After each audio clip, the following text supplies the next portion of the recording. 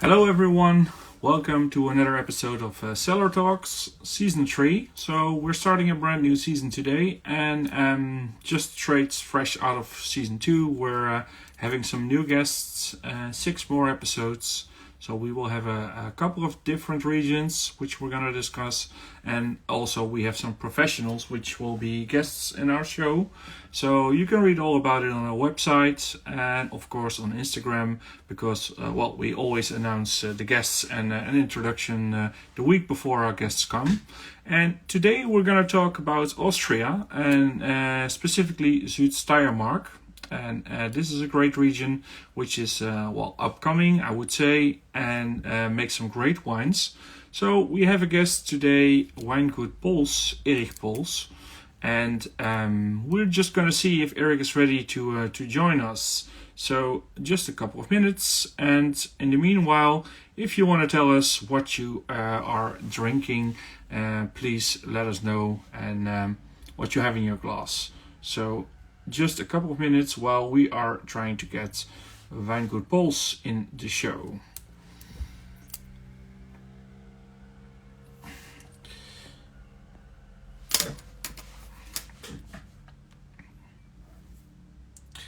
So let's see if Erich is ready. I'm not going to spoil too much of the surprise. Somebody's drinking cola. Because today we're going to talk about Sauvignon Blanc, and not only Sauvignon Blanc, but it's one of the grapes we're going to discuss. And I see Weingut Polz is watching, so let's see if we can get them in.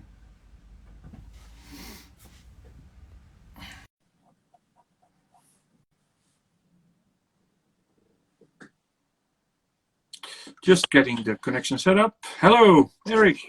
Yeah, hello everybody. I can't see you yet, but I Not hope yet. it's coming in a short while. Yeah. Perfect.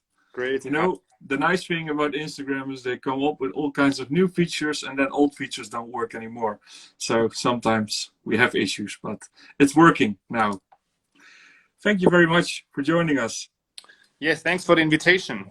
Nice that you could make some time, and I'm curious to talk a little bit about winery, about you. I see on your cap STK, so we're going to talk about that as well, obviously, which is very important. And for those of you that don't know, we will teach you all about it. But there is a great history with the winery, and you also have a nice story. So I would just like to get it started with an introduction from yourself, and then after that we will do a short introduction of the wine goods, and then we will go into the wines eventually. Yeah, great to be there. Thanks, Niels, for the invitation. I mean, it's a very interesting time we live in. I mean, during the last year, I think every one of us did so many online tastings, online things never before. For us, especially in the winery, it was a special year 2020, not only because of Corona, because it was also the next step for us, or for me as the fourth generation, to take over. And you can imagine there's a lot of transformation and transformation energy going around, because new people make a new atmosphere in a winery, or in a company, or in a group of people generally. But it was very important for me to keep it calm, because I think what we see in the society, it's so many disturbing things which make us insecure. And I think wineries or brands with such a tradition, they give you something you can hold on to, trust in, and not to make too much of it's everything new because it's a new boss. No, it's not, because a lot of things are good already. Not everything needs improvement. Yeah, it's always to keep it living, you know. It's like a plant. It's steady and slow, but it's always a little bit of renewal under the surface, and that's very important. And it makes fun to work like this, because otherwise it would get boring, I think. I agree. I agree. So, how did you end up in the wine business? Well, obviously by being born in a winemaking family, but you have also a different background, and you did study first viticulture. So, maybe tell us a little bit about the path that you took, because you said this year, 2020, was the year of coming into the company together with your brother. But we'll talk a little bit about it as well. But tell us a little bit about the travel until 2020. Yeah, as you said right before, it's obviously when you're the oldest son of a wine producer, you will get to be the next wine producer in the family. And it was also the plan, not because every boy has to succeed the father. No, it's a little bit more because I really, really felt the passion of winemaking. When I was 8 years old, I saw all these, in the past tense, mostly men sitting around the table and really, really getting excited about a glass of wine. Yeah. And only to feel this energy and this excitement and this passion, I think made a huge impact. And then I think it was around when I was around 11 or 12 years, first allowed to stick my nose into a wine glass and also take one sip only to taste. And I think very, very little time afterwards, I had this amazing experience that I, in a blind tasting, got right to the grape variety Gelber Muscatello, so yellow Muscatella. Obviously, it's a very aromatic, very expressive. Yeah, but you had it right. But I said, I think this is yellow Muscatella. Yeah. Yes, you're right. And it was such a big success. I was 13 years old. I think not even in the puberty, so I was still a child. From this point on, I got more and more interested. So I had this one point in my imaginary map, and knew, okay, from this point on, you can discover new things. And then, as you said, I studied viticulture, enology, and also a little bit of economics in Vienna. But a huge passion throughout my whole youth, which was music. And I was singing in a choir since, I can remember. And in Vienna, I didn't want to quit this part of my life. Yeah. And obviously everybody knows the New Year's concert, which is broadcasted worldwide. And in this hall, I then began to sing. And I had in one of the most famous choirs in Vienna, which was extraordinary because I was on stage with the Vienna Philharmonics, with conductors like Subin Mehta, with Maris Jansons in the Concertgebouw. Very well. And we also made a tour then to Amsterdam with the Dvorak, Stabat Mater, and this was really, really, really a big passion also beside the wine. It was not a hidden, my secret thing. So it was not a choice, left or right. It was both there. If there wasn't the winery, then I would obviously do this. Yeah. But I love wine, so I go into the wine. And then there were two very, very important years for me, 2006 and 2007, where I spent the harvest and a little bit more in Burgundy. 2006 was Comte Lafon in Meursault, and 2007 was Georges Roumier in Chambol. And I mean, when you work in wineries like this, I mean, where should your education go further? You know, it's actually only about wine there. There is nothing else. Only about wine, and for me, it's the highest quality you can go in. So I had my hands in and on Montrachet, and I had my hands in and on Musigny. So what then to... Yeah, you're very lucky, I would say. And it was, I don't know if subconsciously I didn't want to start working in the winery, but logically after this, You were sold. If you were not sold before, you were sold there. after this, it's normal that then you go home and take over. Yeah. And I don't know why I had to study in '07 when I was in Chambol. I had to study Beethoven's Missa Solemnis. Mm-hmm.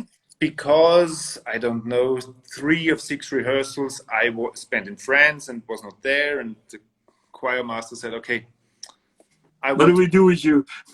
I want to take you, but you have to study." And then I sat there and studied the score with the recording, and then I leaned back and said, "Okay, without music, I think that's not an option, and I don't want to turn 50 and then be depressed in a concert hall and say, oh my God, I should have." Could have been there. Yeah. And so I started to study conducting, orchestra, classical orchestra conducting, and really went through with it, because then I said, when you start it, you have to finish it, and then you can decide what you're going to do. Yeah, obviously you have an option then still. Yeah, I said myself, I don't want to decide until after finishing the university. Yeah. But then really right away in the second year, I had to come back to the winery because my brother went to France, which I said to him, please go, it's so important. Yeah, I got the opportunity. I went there. I loved it. So I could not say, stay at home. You have to go there. I said, don't be stupid. Go there. If you don't go there, you're stupid. And then we can talk about it afterwards. Because it changed completely my way of thinking in terms of wine and wine making. And our former cellar master here at Polz, in 2010, he went back home to his winery and made himself an entrepreneur, and so nobody was at home in the cellar. And I had to come back in my second year of conducting and made the whole vintage 2010. Afterwards, I mean, we just before we talked a little bit about Easter and Bach. After the harvest, I mean, harvest means 6 weeks, at least 6 to 8 weeks, like 14 hours a day, 16 hours per day. You cannot stop, because you need to get it in. And I mean, I wouldn't stand it, but I can imagine. I mean, there's a process going on, and you can't take one step aside. I mean, it's somehow I can imagine like a birth. When it starts, and you don't know. It's not going to be a pause button that you can push. To pause it, and then I don't know where I drove the car, and then I had to get something for the cellar. Sometime I don't know what, and I went there, and there was a Bach motet in the radio, and after 6 weeks of not hearing any music, because you were out and in the vineyards, and I got so touched again that I said, okay, I have to go back. And this was really great. And I mean, it's the most intense time of winemaking is the harvest, because all the magic transformation going on. And it comes very precise, so you cannot say, there is this right moment. You need to find the right moment, which is always obviously changing every year. Exactly, and that's I think the main thing, which is the difference between winemaking and the art of a great farmer / wine producer. Because winemaking, I want this, I get it then, and then I do this, and then this is the output. But that's technical. I mean, there's nature, and nature that dictates more or less. I mean, in the liturgy, in the liturgy, Yeah. in the Latin version, there's this sentence, genitum non factum est. So it means it comes from itself and isn't made. Yeah. That's very, very, very, very important thing. To keep in mind, always. So that you have to feel what is going on in the plant, in the vineyard, in the cellar, in the barrel. And to feel, it's like when you're behind a child, which starts to learn how to ride a bike. And you have your hands there, always ready, but not... But you cannot put them on the child all the time, otherwise you don't learn. She don't learn. And I think that's a nice picture, because, I mean, someone would say it makes so many things difficult, and what do you then do? And I don't understand it. But he is relaxing, not always to have this 100% idea in mind how this wine next year should. You cannot plan it out. You can only learn from your experiences and use this. Feel to tune in what is going on around you in the whole enterprise, but it's also important also to tune into the people around me. How, what is the atmosphere, in order to get a nice and harmonic outcome at the end. So if they are affected by something personally, for instance, and they're working with the products, in the end, this can influence that as well. So you have to get a sense for that. And to finish the first section, then I really quit the winery and say, okay, it's done. I don't decide after the conducting study.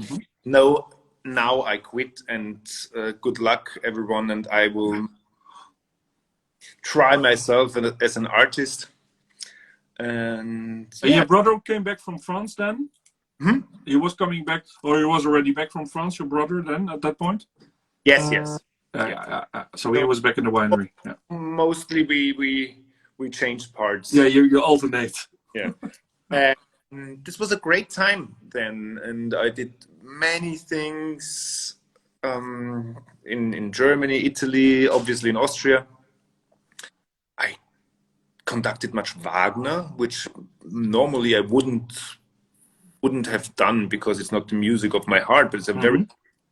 So I discovered a lot, and I think what is most important after now coming back to the winery is the lesson that when you conduct an orchestra, you have, let's say, 40 to 80 to 100 people, who every single one knows his job better than you know his job. Yeah, on their instrument, they're the experts. It's not anybody else. They are the people. They are the orchestra, and you only have one job to do: to make it possible that they can play together.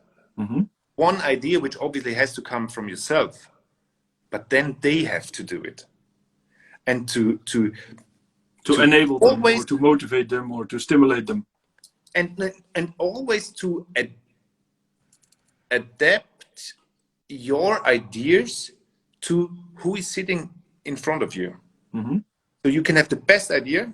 As I said, I had one experience it was Così fan tutte, and they made a production of 5 performances, and there was one soprano, and I said, this cadenza, when I was sitting on my desk, I said, cadenza has to sound like this, and this is the musically the best version you can do it, because it's purest and it reflects everything. It's great.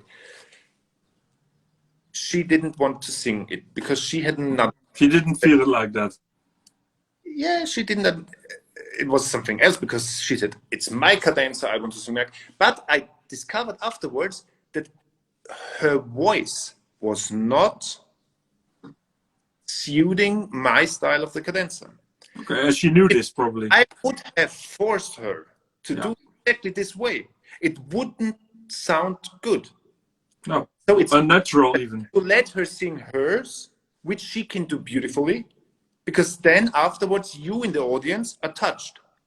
Because if she would have sung mine, it wouldn't feel right from your point of view. No, it doesn't match. So it's important always not to go To force something on somebody. like a tractor No. throughout the field. I think this is the new art, or the sensitive part of winemaking. To feel what does the earth need, what. It's more about anticipation than it is about trying to make your mark and trying to put something in a certain direction, because that's never gonna give you the result which you had in your head, maybe. Yeah. And long story. So that was so for 10 more years you were out, right? From 2010 to 2020, and then you came back now, but it was last year. So what was the moment when you came back and came into the winery? It was last spring that my father and my uncle decided to make a separation of the whole winery. There was plus there was a hotel, and you have multiple businesses attached to one company, and they split it in order to be able to give it to the next generation. And then my brother said, "Hey, I do really feel very comfortable in the cellar. But I don't want to make all the strategic, all the business and the big picture, because obviously it's a very big ship to navigate." And then I said, okay, so it's like this musician in your orchestra who says, okay, I'm really good in playing the violin, but don't ask me to do I don't know, a trumpet or something like that, because that's not my. Because no, there's a good oboist and a solo oboist, and there's a very important position in the orchestra. But many musicians say, never, never, never, I will become conductor, because of all this Verantwortung. This is what does it mean? Responsibility and everything. And now it feels like a perfect match, really. So you're a good duo. Happy with everything. I mean, it was a tough year. Please don't get 10 more of these, because one is enough, more than enough. Everything new, it's Corona, it's everything is. So you already had all these changes. Even without Corona, it would be tough already. Yes. On the other hand, I don't know how it would be without Corona, because perhaps it would be even more stressful, because we have to do all these presentations. Now you can focus on the work at the winery, more or less. Exactly. So about the winery and about Austria. About Austria a little bit later, but first about the region, Sud Steiermark. Can you tell us a little bit about that? Because a lot of people, obviously, always before the show, I ask people, what do you know about the topic that we're going to discuss next week? So when I ask people, what do you know about Austrian wine? I don't think it comes as a surprise that they say, okay, I know Grüner Veltliner, I know Riesling, I know Wachau, and then it sort of less stops more. So today we're talking about a very different region, and also a different grape, by the way. We have more grapes, but we'll come to that. But can you tell us a little bit about Sud Steiermark? Because it's not that well known outside of Austria for the wine making, for most people. I mean, you have three regions in Austria who are producing wine. It's Lower Austria, where you find all the Grüner Veltliner, or the most part of Grüner Veltliner, the Rieslings. Also the Wachau region is part of Lower Austria. Then you have the Burgenland, which makes more or less the reds, and you have Styria, Steiermark. The whole region of Styria has, I think, now 4,800 hectares in 48,000 hectares of whole Austria. So it's 10%, more or less. 10% of the quantity of the surface, and we don't have any Grüner Veltliner. So what you find in Lower Austria, also for the light, easy drinking, where you put sparkling water in wine, you also have Grüner Veltliner for this. We don't have it in Styria. We have the Welsch Riesling. The Welsh Riesling, which is not a Riesling, Which is absolutely no. People think, okay, a Riesling, but if you know a little bit, you know it's not Riesling. Welsh always meant strange. So Welsh was more or less always the contrary of German. So German that we understand, and everything else is Welsh. Yeah. You also find this in Wagner operas. Meistersinger from Nuremberg, for example. And so our light fruity wine, or our light wine, is Welsh Riesling, so no Grüner Veltliner at all. There was a small but very, very long tradition of Riesling in Steiermark, which concentrated itself for the tiny spots where you find schist, which makes sense, obviously. So schist, like on the Mosel, and Riesling, this is very well, this goes very well together. But then there was always a big tradition of many, many grape varieties. And I also think it has something to do with all our little wine restaurants we have who only serve cold food. They always had to have multiple different wines. More than one wine. Yeah. So there was always Muscatella, Welsh Riesling, we talked about, Pinot Blanc, and which Grauburgunder, so Pinot Gris. And of course, from our point of view nowadays, the most important variety, Sauvignon Blanc. And to talk a little bit about our situation here, we live in a region on the Slovenian border, so it's really on the south of Austria. We have chalk and old mussel soil, shell soil and very chalky. Like in Chablis and exactly. And we have a very interesting climate situation because we are very much influenced about the Adriatic Sea. So if there's rain in Venice, you also have rain here. Yeah. But also from the east coming in the warm Pannonic Hungarian warm weather, and also a little bit from the Alps. So it's a little bit of an interesting mix, which results in around 1,000 millimeters of precipitation a year, which is a lot, and which makes for us wine making in the vineyards really, really hard. It's not easy. Rain is never really your best friend. You know everything about then the whole diseases you can get.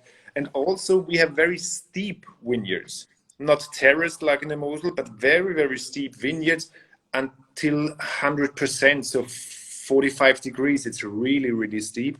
And then if it rains after 2 or 3 days of rain, you can imagine that you can't drive in the next day. It's like mud. It's like mud, and then you go directly south. So we have very, very tough challenges to do our work in the vineyard.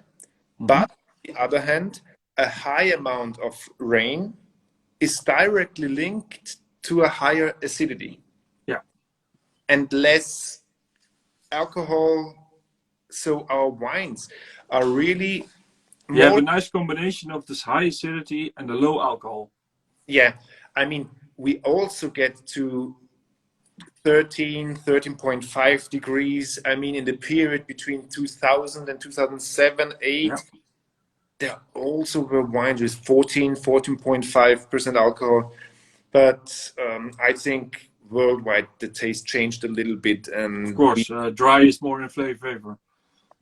Dry and not too fat, not too powerful. Yeah, low alcohol. Yeah. Because what do you want to transport? You want to transport the origin. Yeah. The reason why we have now such a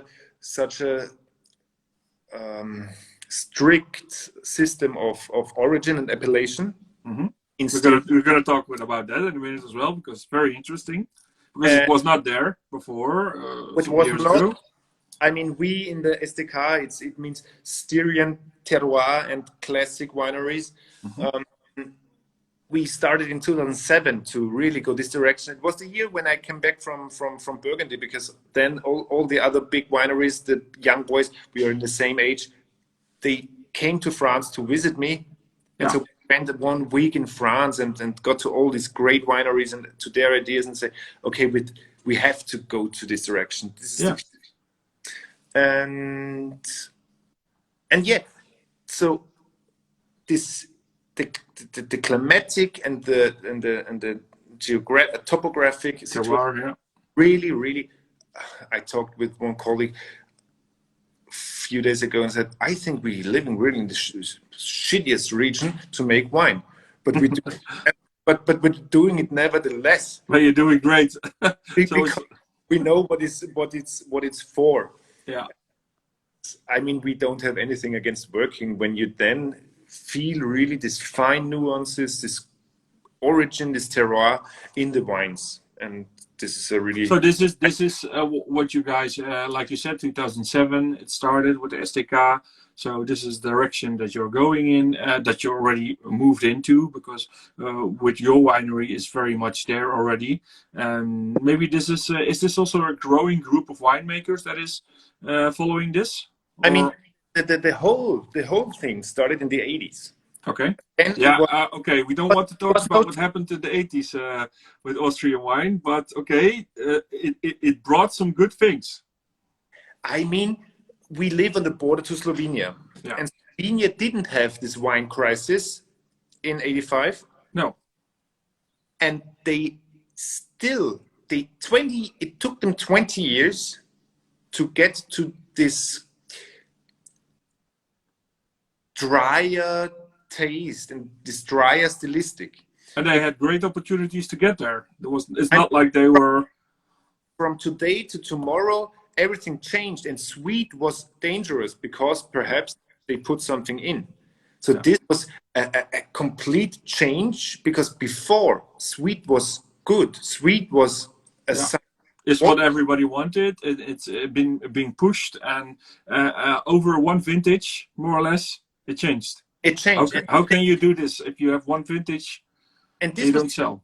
This was a little bit the start of the victory of Styria and Steiermark, because in Styria it was perhaps even a little colder than nowadays. Yeah. And they had so sour wines. So you guys were already the exception, and now you were flourishing more or less because you were stayed away from the sweet trend, more or less. Exactly. And then a group of young people, where my father also was in, they formed the Styrian classic wineries. Mm-hmm. The teak came in 2007 because of Styrian terroir. Yeah. So before it was only SK. We didn't have an abbreviation. Yeah, but there was no terroir in this whole. It was the group of 7 people, steirische classic Weingüter. Okay. And at this time, it was very important to form this classical Styrian style. Good fruit, dry, not too heavy, steel tank. And this was the classic Sauvignon, classic Pinot Blanc, or what you want. And it was everything in the right time, in the right spot. Because these grapes, sorry to interrupt you, but also because of these grapes are good in transporting this. And if you can do a clean winemaking, more or less, these are excellent grapes to use in trying to get this forward. Which all had history here. Yeah. I mean, we also have Müller-Thurgau. Everybody had Müller-Thurgau. And I really admire wineries, especially in Germany, who are really doing a great job and make great wines with that. Müller-Thurgau. But we discovered that we are not getting this finesse, this kind of terroir transportation with this grape variety. So now, so you made a choice to go into a direction that suits better. In our appellation of Sud Steiermark, this grape variety isn't a part anymore. But we have still very, very many grape varieties which are suited to transport our region. And I great. It's a little bit difficult to explain because it would be easier to say we only have Grüne Veltliner and Riesling. This is a very clear message. But I think, we are, whatever we do, we are the exception in Austria. Yeah. So within all those regions that you have and the different winemakers, etc., you guys are the ones that just take your own course and don't really, tense too much about what else is happening. Of course, there's global trends and there's market demands changing, which you adapt to. But yeah, you're taking your own course. It would be naive to put your head into this and say, if you're gonna drink all your wine yourself, it's no problem. But if you want to sell it, it's maybe a thing. Yeah, but then it's a very, very interesting situation with customers and wineries. I think it's also for the customers. It's interesting to follow a winery, which is going away and which is going slowly but steady, which makes a development. Then you can follow, then you can, it's moving. It's like following an animal. It's living, it's not a static thing. And I think the biggest mistake you can do to turn this relationship around. Yeah. So that the to dictate what others and the winery is going after. Yeah. That's helping no one. No. So I think we always develop each other. We have in the group, we are now 12 wineries, and I think we said to ourselves that within the next 5 or 10 years, we don't grow anymore. There's not a need to make it bigger in terms of more wineries. As I said, we are the smallest wine growing region in Austria. How many do you want to take? And still be able, and that's interesting, and still be able to make really hard decisions which are even stricter than the wine law. And which is very strict in Austria. Which is very strict, but we now say, if you want to write first single vineyard STK wine, vineyard, then the wines have to have this certain age, like 15 years onwards. And we say to ourselves, you are not allowed to make more than 4,500 liters per hectare. Yeah. Austria, so you have very strict rules for the gram, which means 7,500 liters, and we say, okay, 4,500 is the top. Reduce it even more doesn't make sense, because then you perhaps get heavier wines, and I think that's no big clue. Not fitting. And you can imagine, you got a little bit in touch with wine and winery owners, and they tend to have a strong opinion. Of course. And you can imagine 12 wine growers sitting together on one table and say, hey, we have to come later with the wine. And 12 is like, 12 is a magic number. It's somehow it feels good. Right. And so we have hard discussions, but it's really, really working. And I think it pays off because I think that's a good transition if you want to, but if you want to, we can talk about it later, to our system of origin. Yeah. Because in 2007, we really said, okay, we have to go more and more and more on the classification of our vineyards, on the first and the... To be able to show the differences also to the audience and to differentiate. Exactly. And we didn't invent the whole wheel from the beginning. You don't need to do it. There's people doing it well in other regions, but you learn from that. Again, Burgundy. Come on. VDP did the same in Germany. They didn't figure it out themselves. Yeah, and we now have an origin system which is more or less Burgundy with regional wines, Sud Steiermark, then the village wines. But on the section of the village wines, I think we made the best system possible, because in the region of South Styria, which is 4,000 hectares, only have 5 village appellations. Okay, very limited. Which is not the political village, but which is the geological. Okay. Where we have... So even in the village, you're going into the terroir definitions. Exactly. So Ernhausen, where we are based, it's chalk. If you go to Gamlitz, the biggest city, village, it's sand. If you go one further, you have gravel and all the things. And if you go, it's really nice, because this allows also people obviously to learn what they like. And if you think, you know, I like this soil type, the wine that comes from it, this is my style. Okay, you can try something else, but it's easy for you also to recognize on the village level what would I be looking for. What does a name say of a village? Nothing if you don't know what's in the soil. Exactly, and that's the reason why I think, I mean, it's still a lot, and for people who don't know Styria, it will be very, very difficult, but it makes sense, and I know that in a few years. Yeah, it's about long breaths. You need to continue the story. It's not something that overnight people get. I mean, and that's not necessary as well. I think it's a very interesting thing. And then you have village wines, and then we go to the Ester. And we have the Crus and the single vineyard wines in the law. And we as SDK, we make the differentiation between non-classified single vineyard wines and then Premier Cru single vineyard wines and the Grand Cru single vineyard wines, where we gave ourselves very strict rules was what can be first or Grand Cru. And this is very, very tricky, because I don't know if people or yourself or people in the audience, if you guys follow the new German wine law.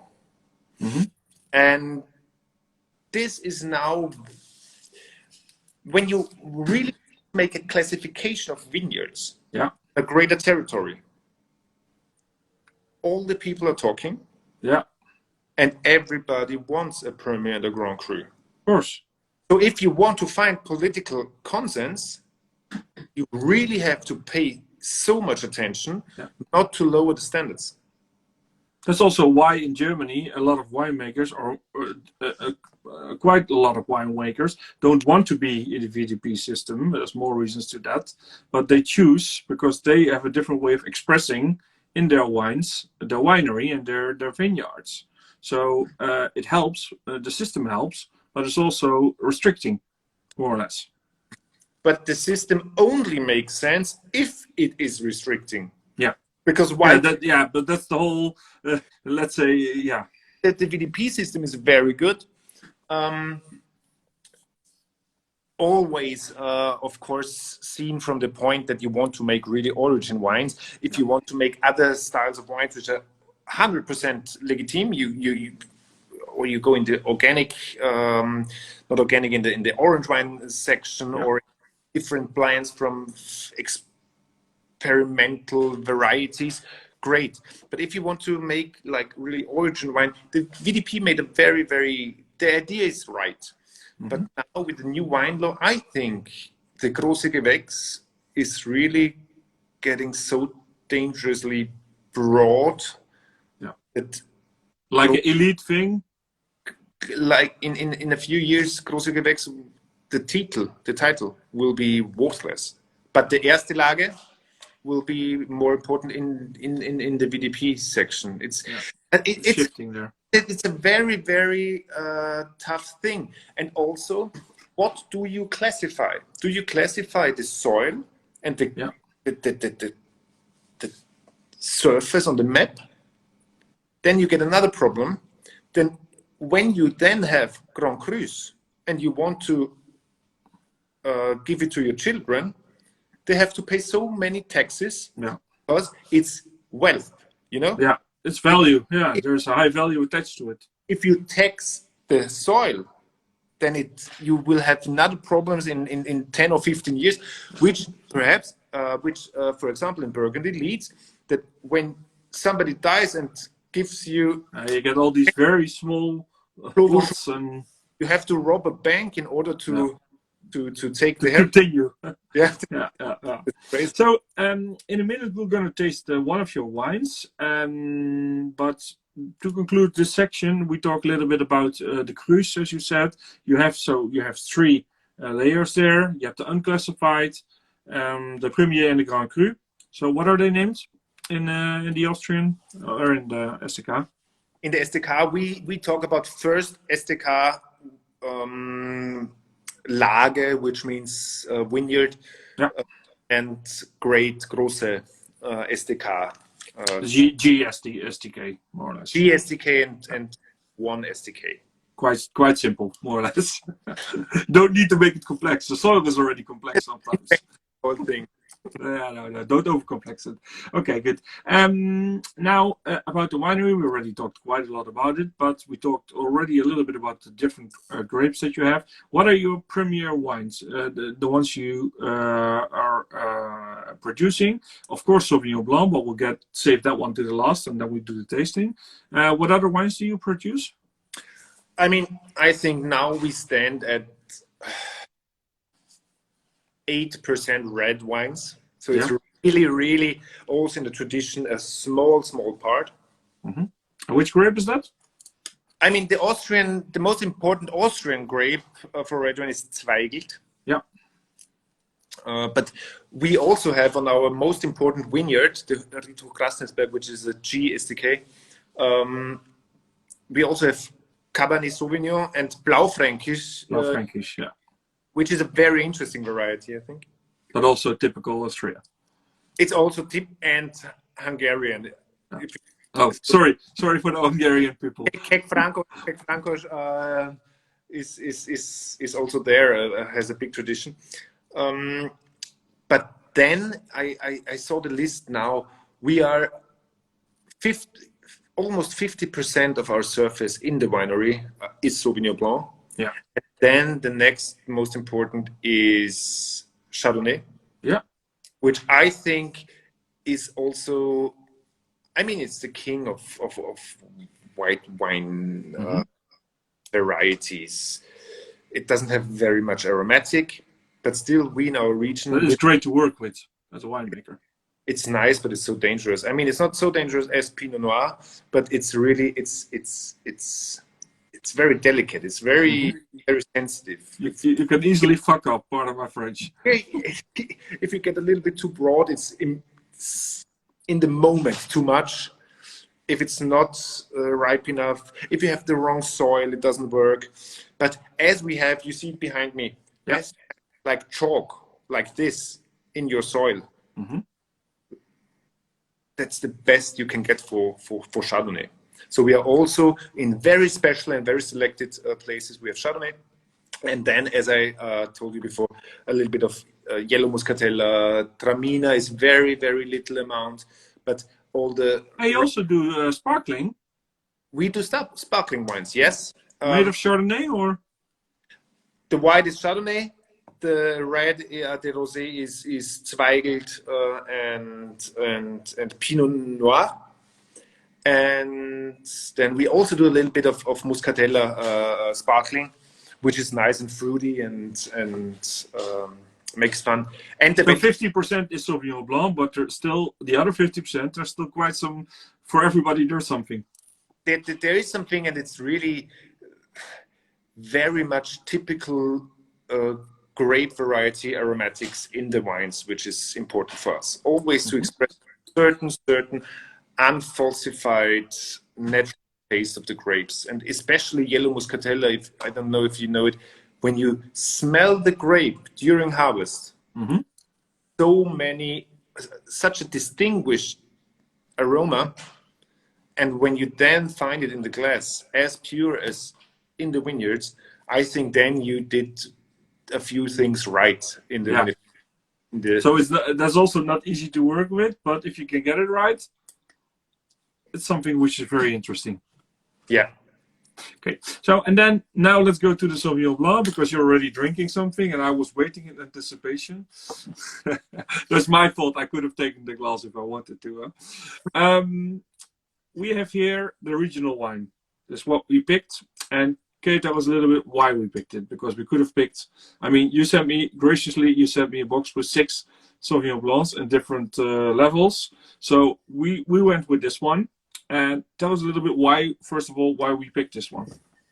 I think it's one of the most important, it is the most important wine in the winery. Because this is the entry to the whole adventure of Sauvignon Blanc in Styria. And it is the broadest, we get in touch with the broadest audience with this wine. Yeah. It's really the opening door, which has to express, and you still have the old label. In the meantime, the label looks like this, but it's the same wine. We have the same wine in the bottle. And you have to feel 2 things with this glass of wine. You have to feel Sauvignon Blanc and you have to feel Sud Steiermark. So those 2, if one of the 2 is there, it's not good. You need to, this is what you want to express, both. So this is a great example of Sauvignon Blanc in Styria. And then you only have to know that after this wine, you have a whole, it's like a rabbit hole you can dive into, all the village categories with the different. So then you can have your own adventure in finding which nuances is better, maybe interest you more. And then, like you said, you have in the village wines these nice linkage to the soils. So you can start to get a good idea with this. This is the signature of the winery, more or less, also the winemaking. It's the DNA, because if this is not working, then the rest you can forget. The whole house flaps to itself, I think. Yeah. So what we have in the glass, because I have some as well. So tell us a little bit about what makes the Sauvignon Blanc from Sud Steiermark. What's the characteristics for it? I'm not going to say unique, because everybody says I have a unique one. So you have French Sauvignon Blanc, you have New Zealand, you have Austrian. I'm not going to go into why do we have where do we put it, but what is the characteristics for your Sauvignon Blanc? I think very, very, very, very many pictures of Sauvignon Blanc are around the world. There was a time where the New Zealand type of Sauvignon Blanc was the image how Sauvignon has to taste. And I think we in Styria, we developed now a certain style of wine, which is very different to the green grassy Sauvignons you know from France. Yeah, France is a little bit nearer when you come to complexity and vivacity on the palate. Yeah. Styria always stands for fruit, but too much and not in your face. It's a very elegant and very, if you smell correctly, it's also ripe. It's all getting a little bit of this cassis, but without getting too soapy or too heavy or too broad. And then in the finish or in the mouth,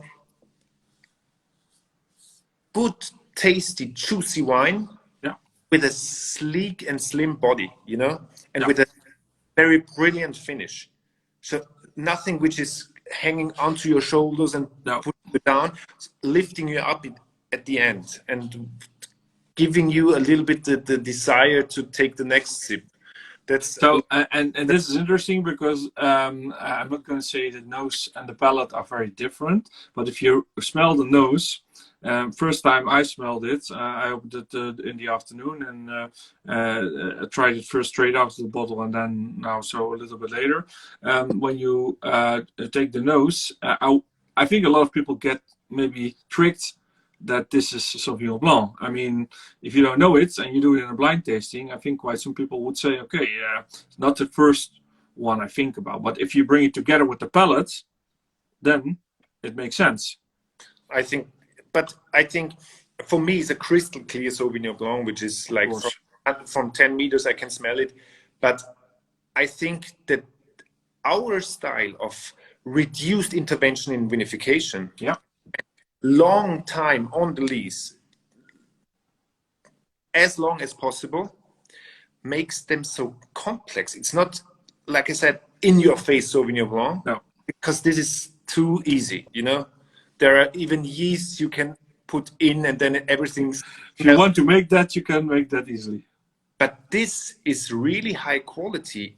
I had a tasting a few days ago with a journalist, and I had from the 2020, so it's a fresh vintage. It was open 4 days. The bottle was open 4 days. Yeah. And the wine was after 4 days was better than when opening.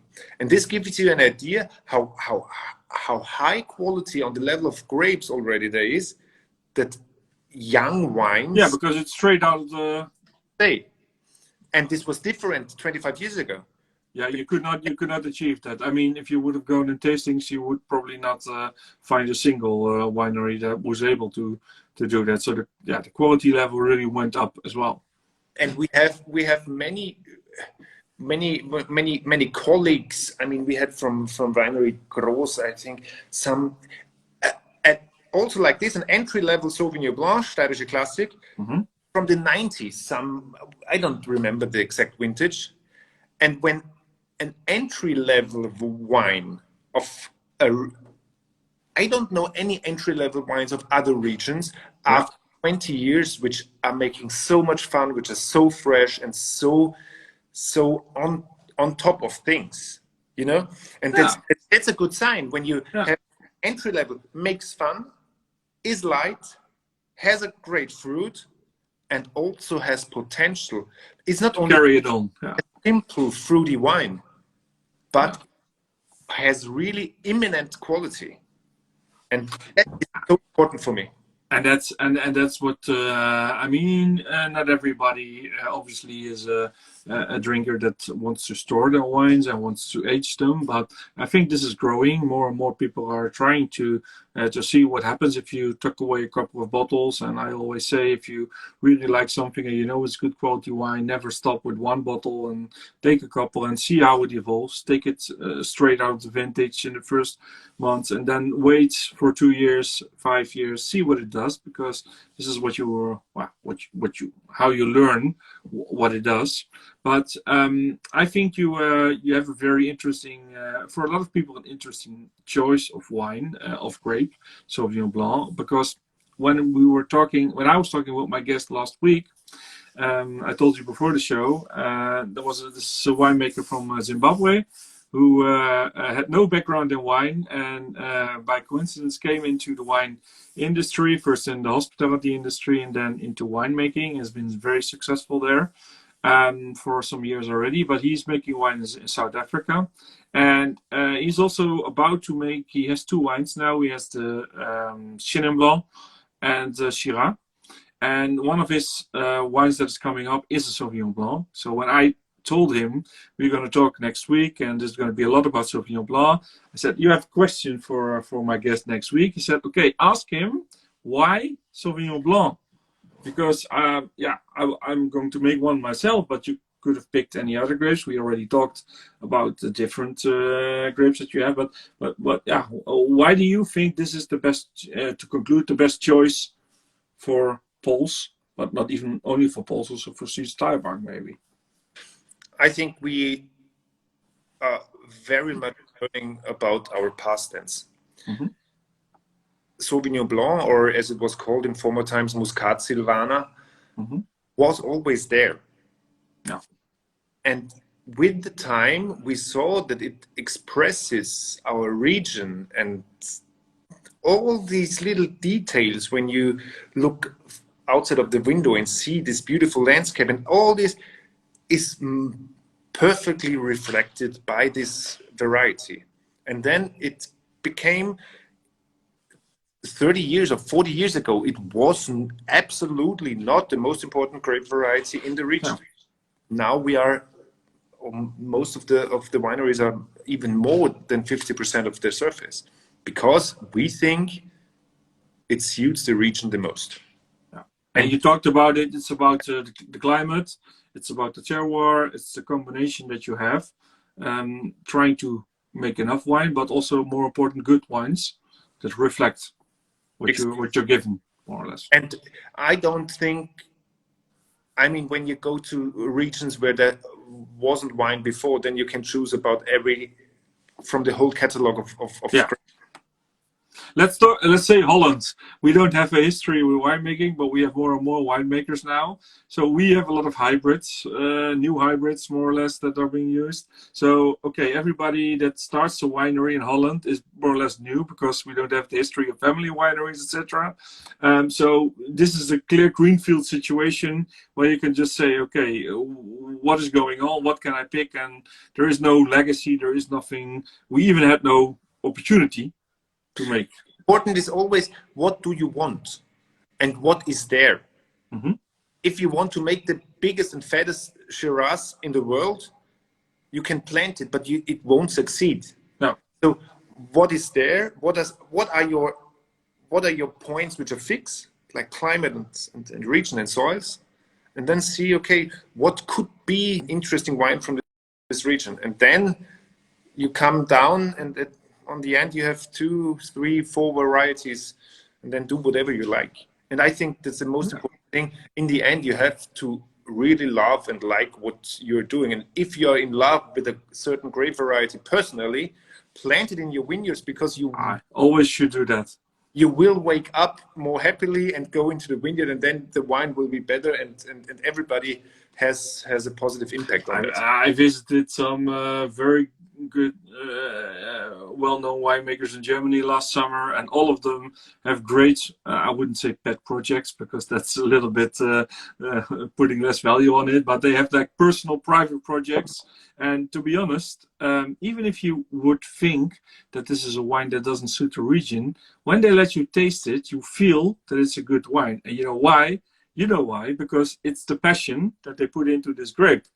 And maybe it's not the excellent fit with the terroir or whatever that it is, but if you put this much love and passion into it, okay, you can make a great Pinot Noir. It's not, these days it's not difficult, but the Chardonnay or Pinot Noir a couple of years ago in Germany was not that common. But now everybody's starting to do it. And that's a lot to do also with what you said, going to France. A lot of winemakers did the same there. I learned from that and took it home. Yeah, and I think then you only have to pay attention, not wanting to imitate like Burgundy. Yeah. Because you will there is only one Burgundy.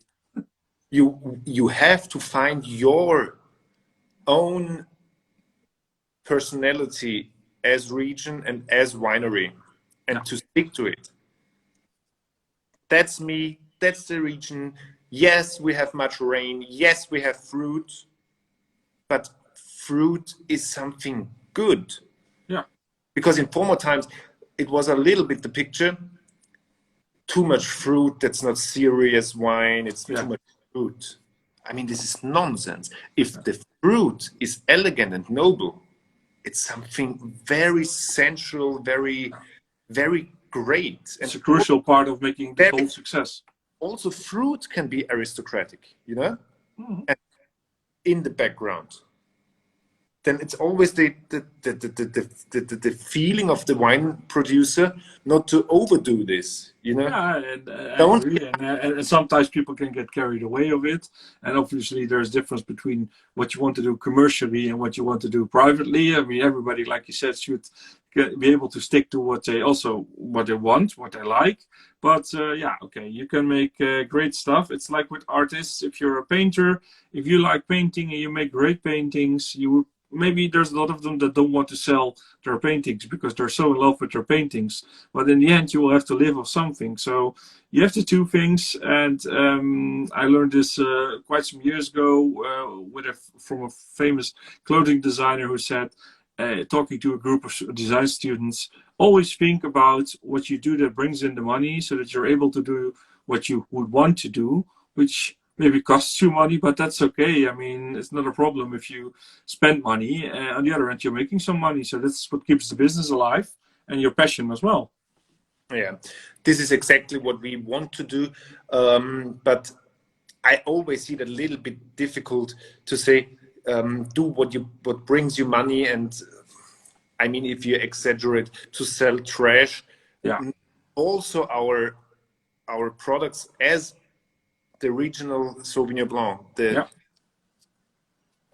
OC Sauvignon Blanc, so the baseline of our terroir system, has to be, if it's not attaching to the customer, it is not appealing, it's not fresh, you won't have success.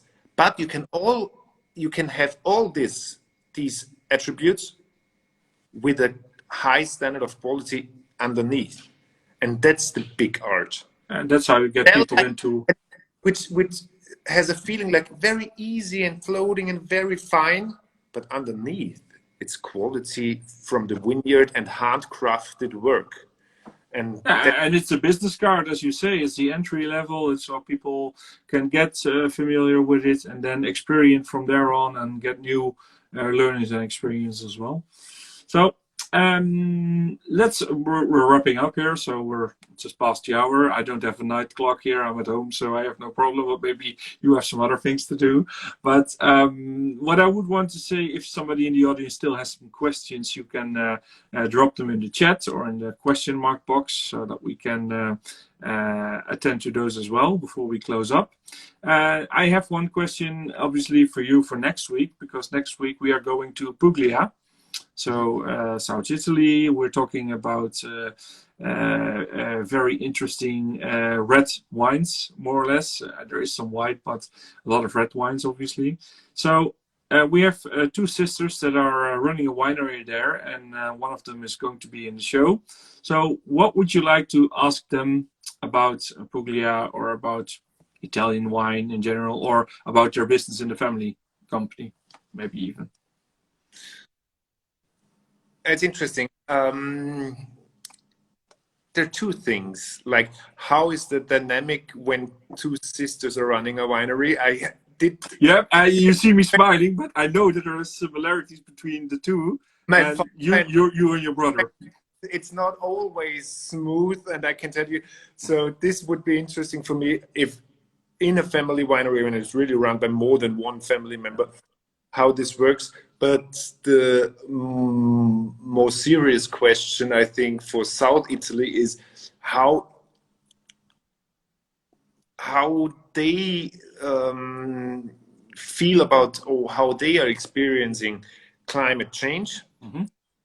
Because especially in these regions, if it gets drier, warmer, less rain, I think for wine growing this has a huge impact. If it is like this, if they feel a huge impact, and if yes, what are their strategies to deal with it? Yeah. To go into the future and maybe adapt or maybe not adapt. Changing varieties, or what are their thoughts about climate change and viticulture? They have now mainly focused on the Primitivo and on the Grauburgunder, I think, but it's just the very typical regional varieties. I think they make great wines there. So we're going to ask them. I'm going to ask them both questions. I'm also going to ask them about family dynamics, because I think it's interesting. I know that one of the sisters is in the viticultural side of the company, and the other one is doing the business side, more or less. So I think there's some interesting things that will align with you. And like you said, sometimes you get some friction maybe as well. That's normal. That's with everybody that works together. So with family, maybe it's even more often. And then the second question about the climate change. So we'll attend to that. So I have no questions in. So I think we did a great job in trying to explain what the Sud Steiermark is about, to try to explain what Polz is about, what you stand for, the direction that the region and that you have taken, and how you're moving this forward. Sauvignon Blanc, to be honest, there was a time where I really was not a fan. I like the wine really much, very much. So to be honest, I think I already was a little bit converted, but you did a great job in getting me into the camp Sauvignon Blanc as well. So thank you very much for that. And of course, we have some more wines that will be reviewed. So they will be popping up. And I'm very curious to see what the differences are between the levels that we discussed. So with that, I think maybe something from you, last thing that you want to address before we close up. Yeah, I think it's really great to have the opportunities to get in touch with all you guys out there, and you Hmm. an amazing job, Niels, to also when everything is locked up to get the people to the information Yeah. to give some new things and interesting topics, and also if I can see you out there, we are really looking forward when traveling is again possible, and come and visit our region. I think the Sud Steiermark is one of the, it's really beautiful. Look it up. A lot of Dutch people particularly like it. So I mean, we can talk 1 hour here, but if you stand 10 minutes in front of the winery, it's no, but only one view is probably already. so visit us. We are really eager to carry the message of Sud Steiermark and Sauvignon Blanc around the world. And there's no better place to experience the whole thing than in our region. I So totally agree. So I'm looking forward to be able to visit at least, and then I hope to get an experience that gives me the picture that goes with the taste. great. Yeah, that's the message. And Thank you very much for your time, Erich. I'm hoping to see you very soon Yeah. when it's again possible, and all your followers, of course. And yeah, Very good. And the people will see more of your wines. So if they're now curious, they should be curious after this inspiring and inspirational story. I think it's a great way. We're broadcasting to a lot of different countries, but in Holland, obviously, quite some people there. You have a great ambassador as well in Holland. So we're getting the wines in the Dutch market more as well. I think it's good that a lot of different people in countries get the experience to taste your wine. So let's keep on doing the good work. thank you very much for the invitation. Thank you, and have a nice evening, Erich. You too. Okay, bye-bye.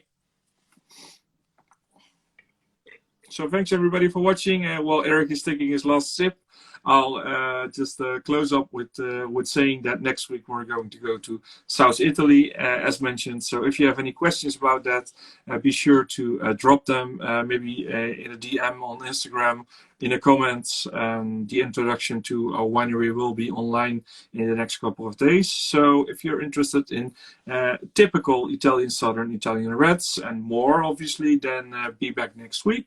And thank you all very much for watching.